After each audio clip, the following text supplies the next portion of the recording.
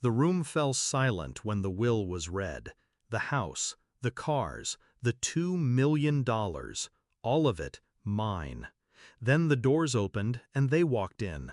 My parents, the ones who left me 15 years ago, who never called, never wrote, never cared if I lived or starved. Now they smiled, wide and greedy. "We're your guardians," my father announced. "As your parents, we'll help manage everything." I didn't answer, because I didn't need to. My lawyer was already on his way. I was 12 when they abandoned me, dropped at my aunt's door like luggage they no longer wanted to carry. My mother kissed my forehead, my father muttered something about a better life, and they drove away. I stood in the driveway, my aunt's hand on my shoulder, watching the taillights disappear. She raised me. She fed me, clothed me, sat with me through sickness and heartbreak. She never let me forget one truth: blood means nothing without loyalty. And she was right. They didn't call on my birthdays. They didn't show up at graduations. But the moment they smelled money, they returned. They thought I'd forgotten, that the years had softened me into forgiveness. They thought wealth would blind me to history. But betrayal has a long memory.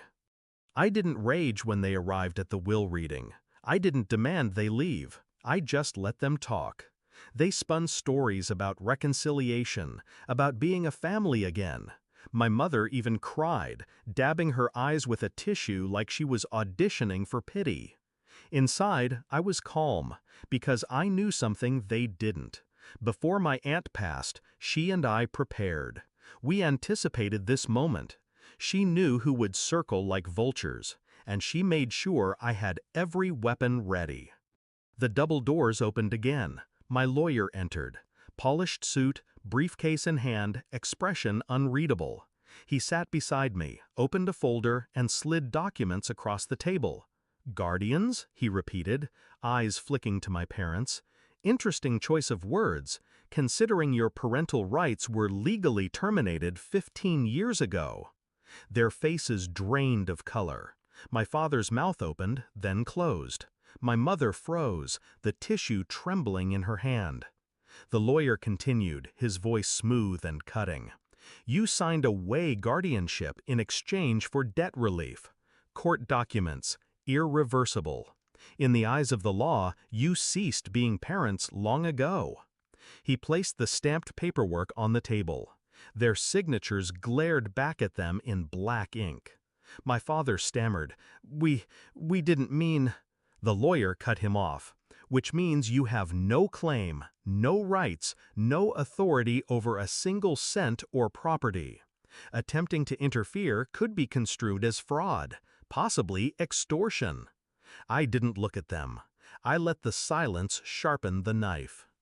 My mother lunged toward me then, grabbing my hand like she'd just remembered she had a child. "Sweetheart, we only wanted what's best for you." I pulled my hand away. "What's best for me?" I repeated softly.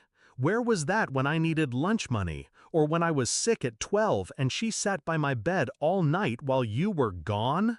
Her lips trembled. No words came out. I leaned back, voice steady, almost gentle. "You gave me up. You don't get to reclaim me now. Not for money, not for anything." The lawyer closed his folder with a snap. "This meeting is over." They left without another word. No smiles now, no performance, just pale faces, eyes cast down, like gamblers who lost everything in a single hand. I stayed seated, breathing slowly, feeling the weight lift off me. This inheritance wasn't just wealth. It was proof that loyalty outlasts blood, that family is earned, not claimed. I walked through my aunt's house later that night, the one she'd left me. Her photographs still lined the walls. Her scent lingered in the hallways. It wasn't empty. It was filled with her presence. She had given me more than money. She had given me strength, the clarity to see betrayal for what it was, and the courage to end it cleanly. My parents thought they could erase 15 years of absence with one greedy smile. Instead, they were erased, legally, permanently, undeniably. I didn't just inherit her fortune, I inherited her wisdom.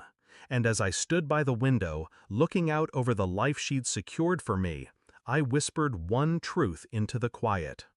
They abandoned me once. This time, I abandoned them forever.